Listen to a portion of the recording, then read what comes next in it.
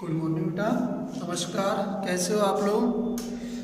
तो बेटा देखिए, हमने अनुप्रास, यमक और श्लेष अलंकार को पढ़ा था। आज हम बात करेंगे उपमा अलंकार की। अर्थालंकार के अंतर्गत आता है आपका ये उपमा अलंकार। आपने शब्द अलंकार के अंतर्गत पढ़ लिए थे। 3 अलंकार हमने शब्द अलंकार के अंतर्गत पढ़े थे। आज हम बात करेंगे अर्थालंकार की। अर्थालंकार के अंतर्गत आपका एक अलंकार आया है, इसका कौन सा है? उपमा अलंकार। अर्थालंकार के अंतर्गत वैसे काफी अनेक अलंकार आते हैं, लेकिन हमारे सिलेबस में जो दिया है वो एक ही दिया है, उपमा अलंकार। शब्द अलंकार में 3 दिए थे हमारे, अनुप्रास, यमक और श्लेष, लेकिन अर्थालंकार में एक ही दिया है, उपमा अलंकार। आज हम उपमा अलंकार की चर्चा करेंगे। देखो, जहां वर्णिए बहुन की समीक्षा को उल्लास, पंडित कवि मत राम ते उपमा कहते प्रकाश। अर्थात जहाँ पे 2 समान पदार्थों में, जहाँ समान 2 वस्तुओं में तुलना की जाती है, अर्थात विशेषताओं के आधार पर जब जहाँ तुलना की जाती है, वहाँ पे कौन सा होता है? उपमा अलंकार होता है। कौन सा होता है? वहाँ पे उपमा अलंकार होता है। जब 2 समान वस्तुओं में गुण धर्म के आधार पर, विशेषताओं के आधार पर जहाँ तुलना की जाती है, वहाँ पे कौन सा होता है? उपमा अलंकार होता है। वहाँ पे कौन सा होता है? उपमा अलंकार। पहले देखो, उपमा जो शब्द है, उपमा जो है, उपमा जो है, उपमा 2 शब्दों के मेल से बना, उप प्लस मा। उप का अर्थ होता है समीप में। उप का अर्थ क्या होता है? समीप में। मा का अर्थ होता है तोलना, क्या रखना होता है? उपमा ने समीप में, मा मान होता है तोलना या रखना। अर्थात 2 समान शब्दों को, किसको? 2 समान शब्दों को जब पास में रखा जाता है, वहां पे कौन सा होता है? उपमा अलंकार होता है। कौन सा होता है? उपमा। 2 शब्दों में जब समान तुलना की जाती है, उनको पास में जब रखा जाता है, वहां पे कौन सा होता है? उपमा अलंकार होता है उस जगह पर। तो देखो, हम बात करेंगे अब यहाँ पे उपमा अलंकार की। मापना या तोलना, इसको रखना है, जब मापना कर दो आप, मापना ठीक रहेगा। मापना क्या तो अच्छा, तोलना क्या तो एक ही बात है। अब देखो, इसकी हम परिभाषा पढ़ेंगे भैया। उपमा अलंकार की बात करते हैं हम। उपमा अलंकार में होता क्या है? 2 समान वस्तुओं में, किसमें? 2 समान वस्तुओं में। देखो, काव्य पंक्ति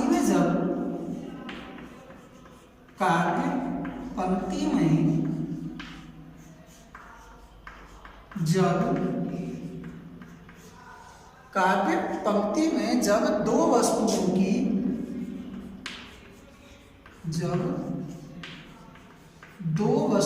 की, किसके आधार पर? समान गुण धर्म के आधार पर, समान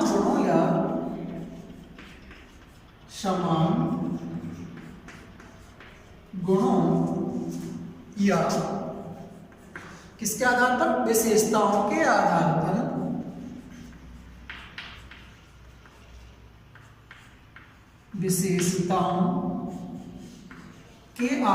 पर,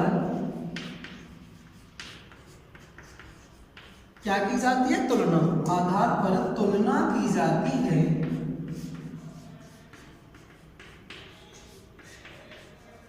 वहां उपमा अलंकार होता है। वहां उपमा अलंकार होता है। 2 समान वस्तुओं में गुण धर्म के आधार पर, विशेषताओं के आधार पर जहां तुलना की जाती है, वहां पे कौन सा होता है? उपमा अलंकार होता है। 2 समान वस्तुओं, गुण धर्मों के आधार पर। जैसे देखो, उदाहरण की बात करें हम, जैसे गंगा जल सा पावन मन हो। गंगा जल सा पावन मन हो।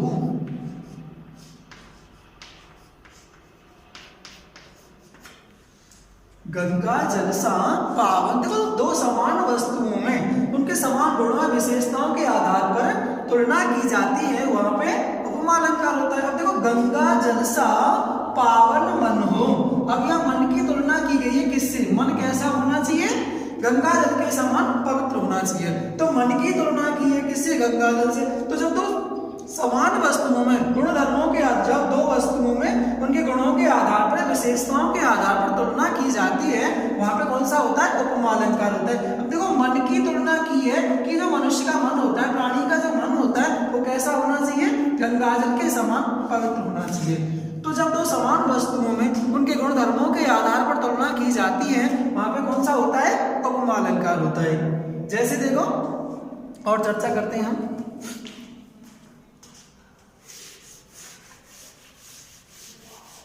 देखो उपमा अलंकार के भेद पढ़ेंगे, उपमा अलंकार के अंग पढ़ते हैं। पहले उपमा के अंग, उपमा के अंग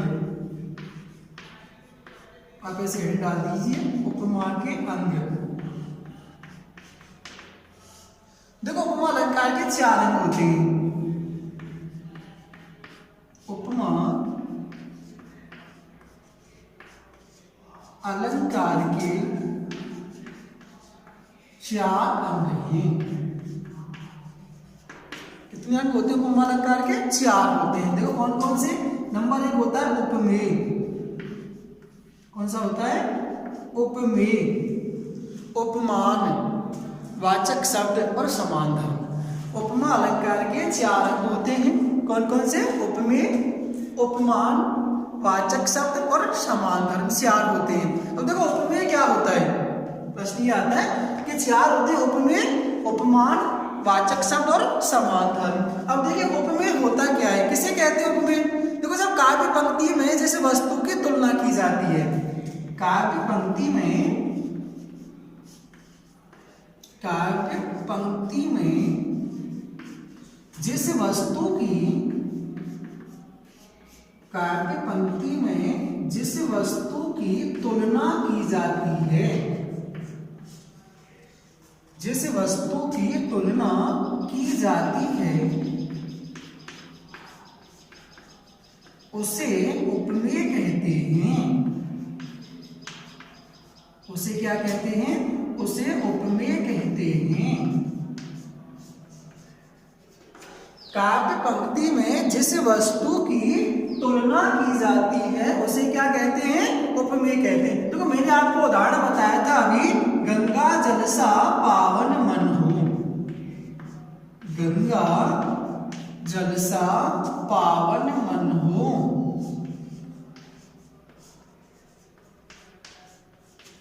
गंगा जल सा, अब देखो क्या करिए परिभाषा, काव्य पंक्ति में जिस वस्तु की, कौन सी वस्तु की, जिस वस्तु की तुलना की जाती है। हम किसकी तुलना कर रहे हैं, हम मन की। किससे कर रहे हैं, गंगा जल से। तो जिस वस्तु की तुलना की जाती है, तुलना किसकी की जा रही है, मन की। तो यहाँ उपमेय कौन होगा, मन होगा। यहाँ लिखते हैं आप, यहाँ मन उपमेय है, यहाँ मन क्या होगा, उपमेय है।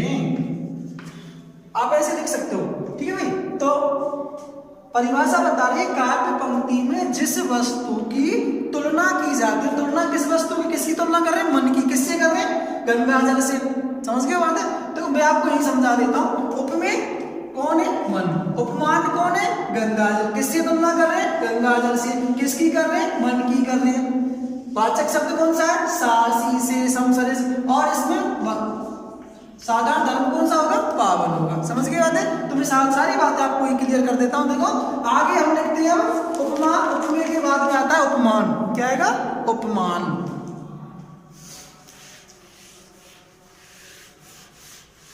उपमान, उपमान देखो किसे कहते हैं, उपमान।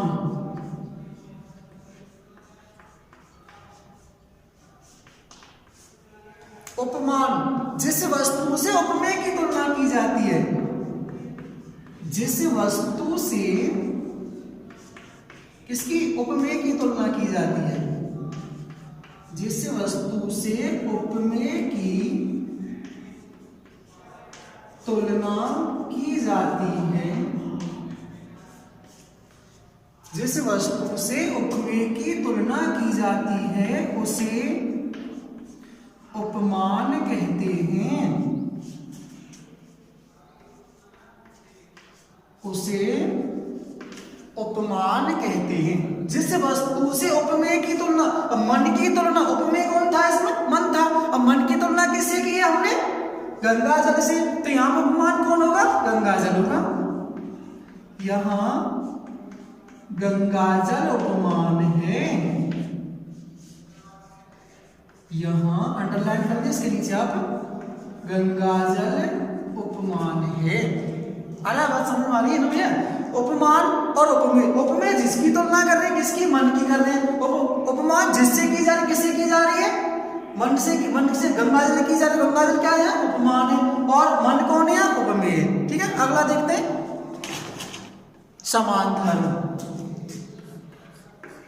समान धर्म,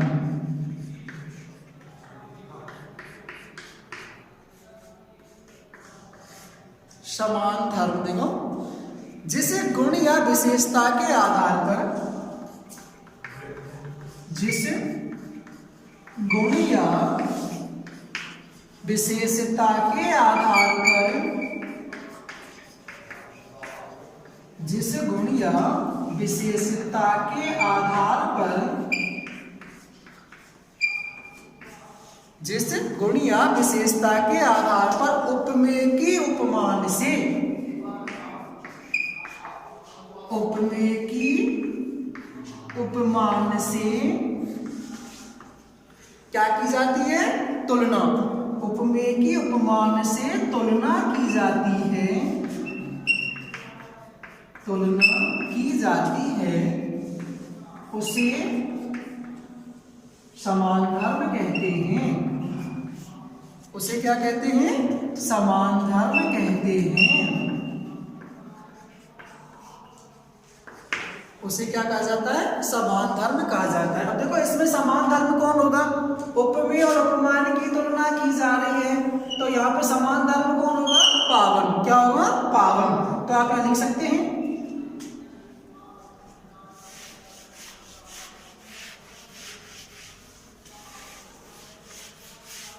यहाँ पावन समान धर्म है। यहाँ पावन क्या है? समान धर्म है।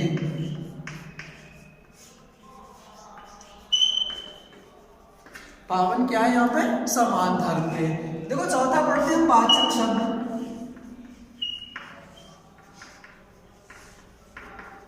चौथा क्या होगा अपना? वाचक शब्द होगा। वाचक शब्द देखो किसे कहते हैं? उपमेय व उपमान की समानता, उपमेय व उपमान की समानता,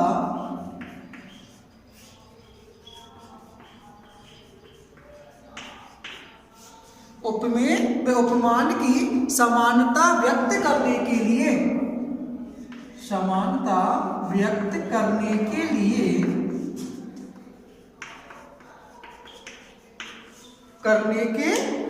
जो शब्द प्रयुक्त होते हैं, जो शब्द प्रयुक्त होते हैं, उन्हें वाचक शब्द कहते हैं। उन्हें वाचक शब्द कहते हैं। अब देखो इसमें वाचक शब्द कौन सा होगा? सा। कौन सा होगा? सा। यहां सा वाचक शब्द है। यहां सा वाचक शब्द है।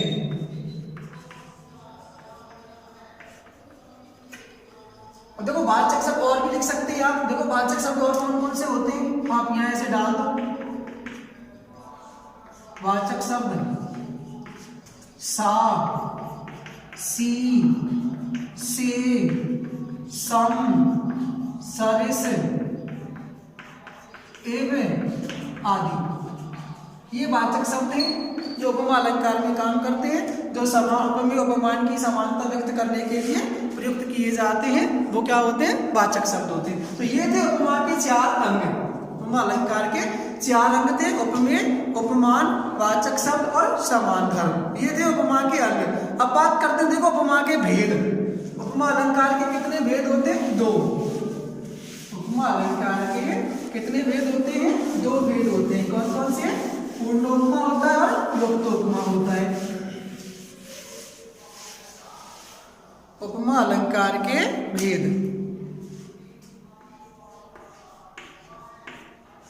ऐसे लिख दो, उपमा के भेद। इसके दो भेद होते हैं, इसके दो भेद हैं। कौन कौन से होते हैं? एक तो होता है पूर्णोपमा और दूसरा होता है लुप्तोपमा। पूर्णोपमा होता है और दूसरा लुप्तोपमा होता है।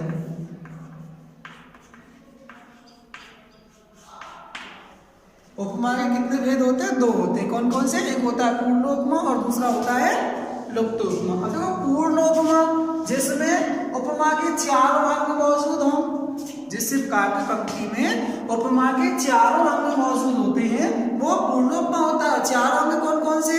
उपमेय होता है, उपमान होता है, समान धर्म होता है, वाचक शब्द होता है। तो जिसमें उपमा के चारों अंग मौजूद है वो पूर्णोपमा है, और जिसमें चारों अंगों में से कोई भी अंग लुप्त हो जाता है वो लुप्तोपमा होता है।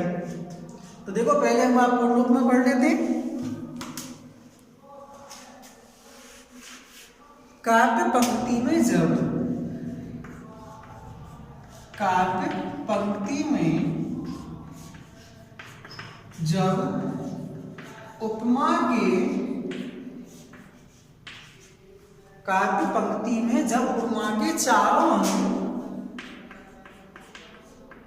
उपमा के चारों अंग काव्य पंक्ति में जब उपमा के चारों अंग विद्यमान हो या मौजूद हो, एक ही बात है, विद्यमान हो, तो वह पूर्णोपमा होता है। तो वह पूर्णोपमा होता है। जब काव्य पंक्ति में उपमा के चारों अंग विद्यमान हो, चारों अंग मौजूद हो, तो वहां पे कौन सा होता है? पूर्णोपमा। और चारों अंग कौन कौन से होते हैं? उपमेय होता है, उपमान होता है, वाचक शब्द होता है और समान धर्म होता है। जैसे देखो पीपर पात सरिस मन डोला, पीपर पात सरिस मन डोला।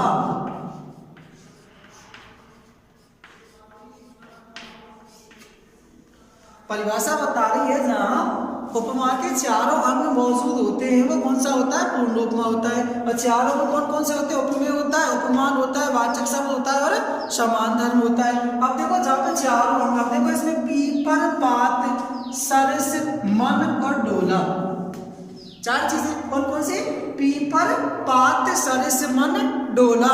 अब देखो इसमें मन की तुलना किससे की गई है? पीपल के पत्तों से की गई है। तो मन क्या होगा? उपमेय होगा। मन क्या होगा इसमें? उपमेय। जिसकी तुलना की जा रही है, किसकी तुलना कर रहे हैं? मन की। किससे कर रहे हैं? पीपल के पत्तों से। तो ये क्या हो जाएंगे? उपमान। वाचक शब्द कौन सा होगा इसमें? सरिस। और समान धर्म क्या है इसमें? डोला। समान धर्म क्या होगा इसमें? डोला। और वाचक शब्द क्या होगा इसमें? सरिस। सासी से सम सरिस, ये क्या होते हैं? वाचक शब्द होते हैं। तो इसमें चारों अंग मौजूद हैं, उपमान भी है, उपमेय भी है, समान धर्म है और वाचक शब्द भी है। इसलिए कौन सा होगा? ये पूर्णोपमा होगा। कौन सा होगा? पूर्णोपमा होगा ये। जैसे देखो सोने सर सर शीतल वाणी, सोने सुर सरी सम शीतल वाणी।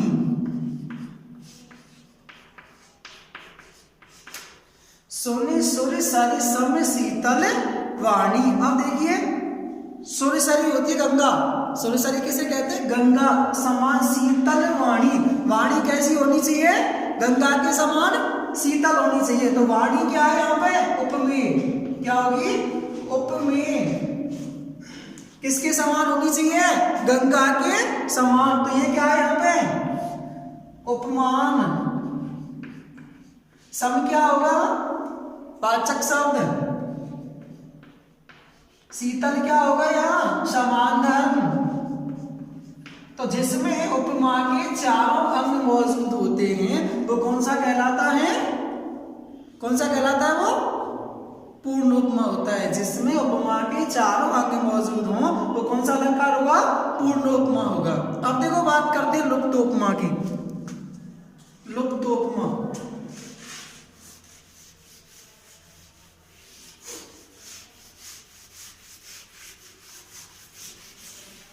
लुप्त उपमा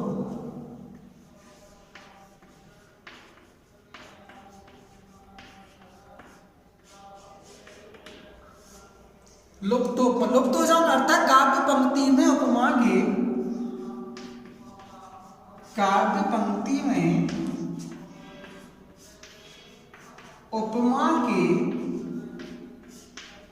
चारों अंगों में से, उपमा के चारों अंगों में से कोई भी अंग लुप्त हो जाता है, लुप्त हो जाता है, तो वहां लुप्तोपमा होता है, तो वहां लुप्तोपमा होता है। काव्य पंक्ति में उपमा के चारों अंगों में से कोई अंग लुप्त, उपमा के चारों अंगों में से कोई भी अंग लुप्त हो जाता है तो वहां पे कौन सा होता है? लुप्त उपमा। चार अंग उपमेय, उपमान, समान, धर्म, वाचक शब्द, इनमें से एक भी अंग अगर लुप्त हो जाता है तो वहां पे कौन सा होगा? लुप्त उपमा। जैसे देखो, कोटि कुलिस सम वचन तुम्हारा, कोटि कुलिस सम वचन तुम्हारा,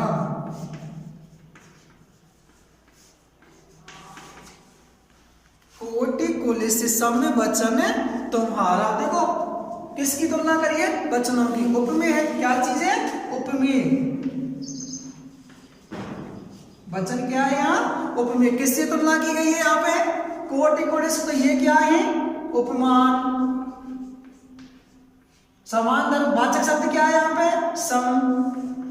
क्या नहीं है इसमें? समान धर्म नहीं है। क्या नहीं है इसमें? समान धर्म नहीं है इसमें, क्योंकि तुम्हारा समान धर्म नहीं हो सकता, इसलिए यहाँ पे देखो कोटि कुलिस उपमान है, वचन उपमेय है, सम सासी से समसरे से क्या चीज है? वाचक शब्द है। क्या नहीं है इसमें? समान धर्म नहीं है। एक अंग लुप्त हो गया, कौन सा? उपमा का एक अंग लुप्त हो गया, कौन सा? समान धर्म। इसलिए कौन सा होगा ये? लुप्त उपमा अलंकार। कौन सा होगा? लुप्त उपमा अलंकार होगा। समझ गए बात है? ये थे भैया आपका उपमा अलंकार था, जिसके दो भेद थे, पूर्ण उपमा और लुप्त उपमा। जिसमें एक भी अंग लुप्त हो जाता है वो लुप्त उपमा होता है, जिसमें उपमा के चारों अंग मौजूद होते हैं वो पूर्ण उपमा होता है। समान गुण धर्मों के आधार पर जहाँ पे तुलना की जाती है वहां पे उपमा अलंकार होता है। तो ये आपके अलंकार समाप्त हुए। 2 नंबर का टॉपिक था आपका, 2 अंक का आता है बोर्ड में। 2 अंक का टॉपिक था जो आपका पूरा हो चुका है। 4 अलंकार थे बस, वो पूरे हो गए भैया। आपको पीडीएफ मैंने डाल दी अलंकारों की, सभी बच्चों के पास में पीडीएफ पहुंच गई होगी भैया।